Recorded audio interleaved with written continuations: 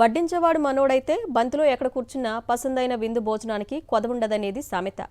ఇలాగే ఏపీలో భూములు కేటాయించేవాడు బిజినెస్ పార్ట్నర్ అయితే ఎన్ని వందల ఎకరాలైనా సొంతమైపోతాయనేందుకు ఈ ఒప్పందం అతికినట్లు సరిపోతుంది.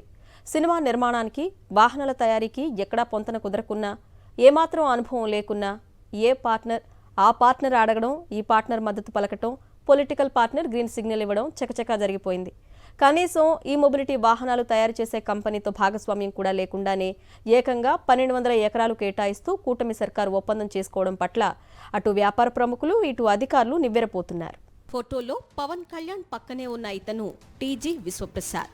ఈ పేరు చాలా మందికి కొత్తగా పరిచయం చేయాల్సిన అవసరం లేదు. పీపుల్ మీడియా ఫ్యాక్టరీ పేరుతో డిప్యూటీ సీఎం పవన్ కళ్యాణ్తో పలు సినిమాలు తీయడమే కాకుండా ఆయనతో భాగస్వామ్య వ్యాపారాన్ని కూడా మొదలుపెట్టింది ఈయనే. టీజీ విశ్వప్రసాద్ కు ఇప్పుడు కర్నూలు జిల్లా ఓర్వకల్లులో వేల కోట్ల రూపాయల విలువైన భూములు కేటాయించడంతో మరోసారి వార్తల్లో నిలిచారు. పవన్ కళ్యాణ్ క్రియేటివ్ వర్క్స్ తో కలిపి పీపుల్ మీడియా ఫ్యాక్టరీ ఎల్ఎల్పి తొలి దశలో 15 చిత్రాలు నిర్మించేలా ఒప్పందం చేసుకున్నారు.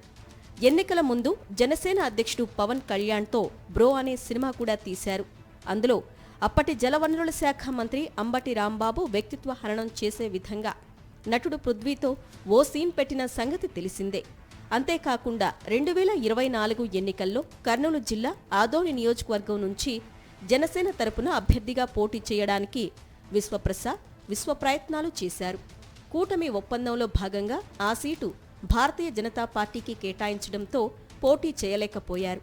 అయితే ఎన్నికల ప్రచారానికి భారీగా నిధులు సమకూర్చినట్లు రాజకీయంగా పెద్ద ఎత్తున చర్చ జరిగింది. ఫలితాల అనంతరం ఎన్డీఏ కూటమి అధికారంలోకి వచ్చి పవన్ కళ్యాణ్ డిప్యూటీ సీఎం కావడంతో హైదరాబాద్లో విశ్వప్రసాద్ గ్రాండ్ పార్టీ ఇవ్వడంపై భారీగా చర్చ జరిగింది. పవన్ కళ్యాణ్ పార్ట్నర్ అయినందునే ఆయనకు కోట్ల విలువైన భూములను కారుచౌకగా కట్టబెట్టేయడానికి ఫైళ్లు చకచకా కదిలాయని, ఆ వెంటనే ఒప్పందం కుదిరిందనే వాదన వినిపిస్తోంది. People tech technology, people media factory, people screens, PMF tours and travels, PTG ventures, Vzone hospitals వంటి విభిన్న రంగాల్లో వ్యాపార కార్యకలాపాలు నిర్వహిస్తున్న టీజీ విశ్వప్రసాద్ ఇప్పుడు ఎటువంటి అనుభవం లేకుండానే ఈ మొబిలిటీ పార్కుతో పాటు ఈ స్కూటర్ల తయారీ యూనిట్ను ఏర్పాటు చేస్తానంటూ రాష్ట్ర ప్రభుత్వంతో ఒప్పందం చేసుకున్నారు. ఈ మొబిలిటీ వాహన తయారీ కోసం ఇంకా భాగస్వామ్య కంపెనీని కూడా ఎంచుకోలేదు.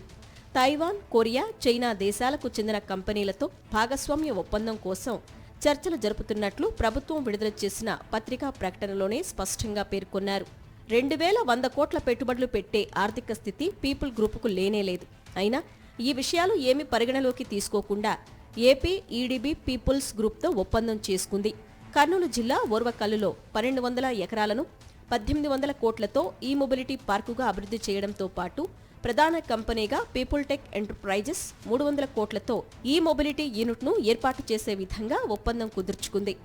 హైదరాబాద్, బెంగళూరు పారిశ్రామిక కారిడార్లో భాగంగా ఓర్వకల్లు పారిశ్రామిక పార్కు అభివృద్ధికి 2621 ఎకరాలను కేటాయిస్తూ రాష్ట్ర మంత్రివర్గం నిర్ణయం తీసుకుంది.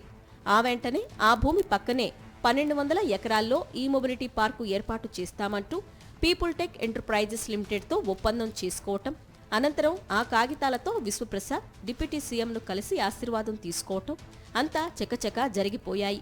ప్రస్తుతం ఎకరం కోటి వరకు ఉన్న ఈ భూమి ధర ఓర్వకల్లు పారిశ్రామిక పార్కు అభివృద్ధి చెందితే 5-6 కోట్ల వరకు వెళ్తుంది. ఈ లెక్కన 1200 ఎకరాల భూమి విలువ 5-6 వేల కోట్లకు పైగానే ఉంటుందని పరిశ్రమల శాఖ వర్గాల్లో చర్చ నడుస్తోంది.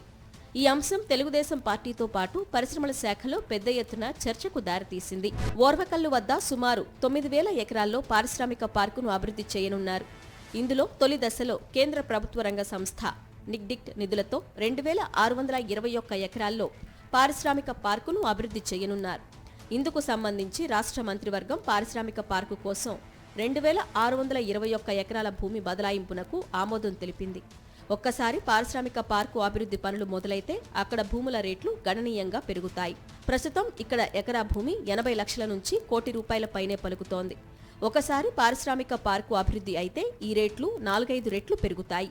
ఈ విషయాన్ని దృష్టిలో పెట్టుకున్న డిప్యూటీ సీఎం వ్యాపార భాగస్వామి కారు చౌకగా ఈ భూములను కొట్టేసే విధంగా పథకం రూపొందించారు. పీపుల్ టెక్ పేరుతో ఈ మొబిలిటీ పార్కును ఏర్పాటు చేస్తున్నామంటూ ఎకరా 15 లక్షల నుంచి 16 లక్షలకు అప్పగించే విధంగా ప్రభుత్వ పెద్దలు చక్రం తిప్పుతున్నారని అధికార వర్గాల్లో చర్చ జరుగుతోంది. ఇప్పుడక్కడ ఏపీఐఐసీనే ఏకంగా 70 లక్షల నుంచి 80 లక్షలకు విక్రయిస్తుంటే అత్యంత కారు చౌకగా భూములను అప్పగించడానికి రంగం సిద్ధం కావటం వెనుక ఏం జరిగి ఉంటుందో ప్రత్యేకించి చెప్పక్కర్లేదు. ఎన్నికల్లో గెలుపులో కీలక పాత్ర పోషించిన పవన్ కళ్యాణ్ వ్యాపార భాగస్వామికి వేల కోట్ల విలువైన భూములను అత్యంత కారు చౌకగా దారాదత్తం చేస్తుండడంపై పెద్ద ఎత్తున విమర్శలు వస్తున్నాయి.